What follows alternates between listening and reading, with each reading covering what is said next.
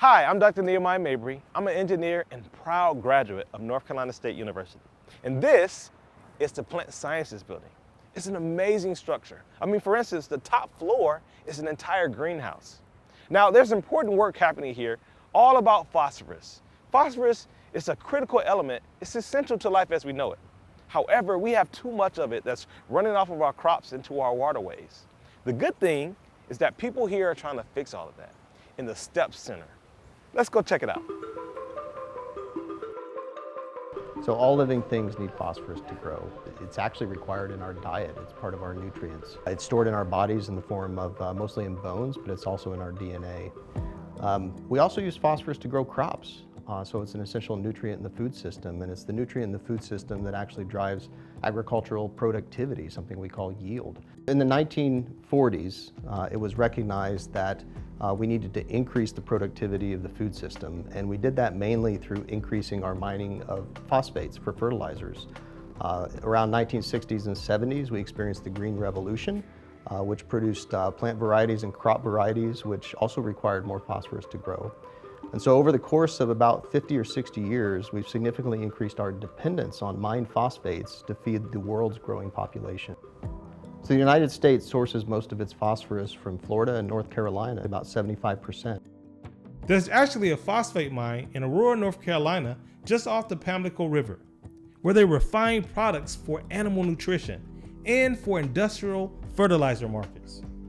But the way that we use phosphorus today is unsustainable. You need it to survive. We need it for all living things to grow. So we apply it to our fields, and then unfortunately it runs off and causes these, large algal blooms and low oxygen in the water and fish kills, and really disrupts our ability to swim in clean lakes and for recreation purposes, but also for fishermen and women. People have driven past lakes or have been in lakes where there's these just large green blobs of stuff, and it's unappealing, and so you can actually see the problem. I don't know that there's a connection in people's minds that the fertilizer that we put on fields or the wastewater that we're creating that maybe runs off into these streams causes those large algal blooms. We mine the phosphorus from a non-renewable source.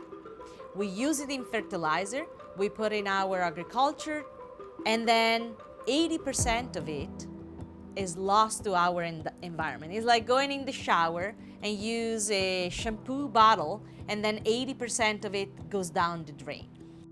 The world's population is growing fast. It's projected that we will have 10 billion people on the planet by 2050. Scientists and engineers are working to find ways to feed all of these people more efficiently and more sustainably. So the vision of STEPS is something that's affectionately called 25 and 25.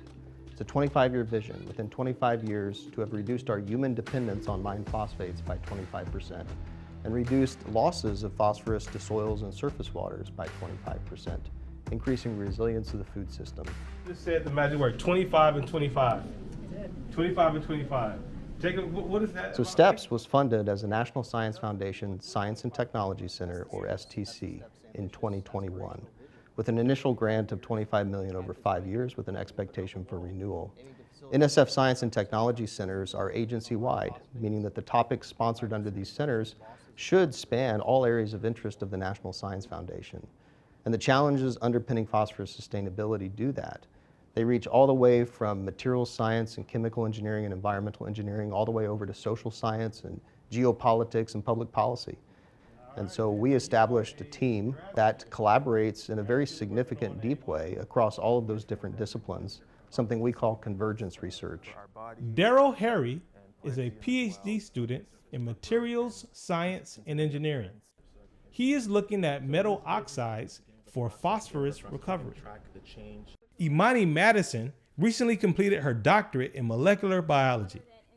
She's looking at how to measure plants under stress, particularly stress related to phosphorus uptake. She shows me a 3D printer that uses living material in something called BioInk. STEPS is a partnership with 10 institutions, with NC State as the lead.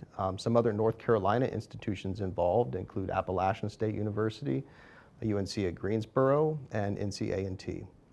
We have about 40 senior investigators and about 40 postdocs and graduate students that work across all of those different disciplines. We have a lot of undergraduates working in the center, and we also have a summer research experience for undergraduates program that brings in undergraduates from other universities to work within our lead institution and our partner institutions.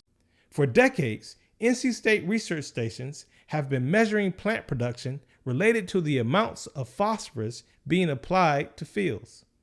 The North Carolina Extension Service is a partner with the STEP Center and is working to reach growers with best management practices. One of the great things about engineering at NC State is the ability to solve society's grand challenges, and I think the STEP Center really exemplifies that.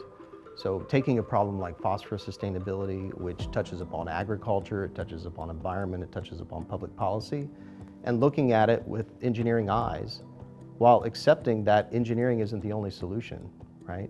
But engineers can bring everyone together and help address the systems level problems associated with that particular issue. So I think moving forward, seeing engineering do that in other spaces like climate change, for example, I think that's going to be a wonderful opportunity in the future.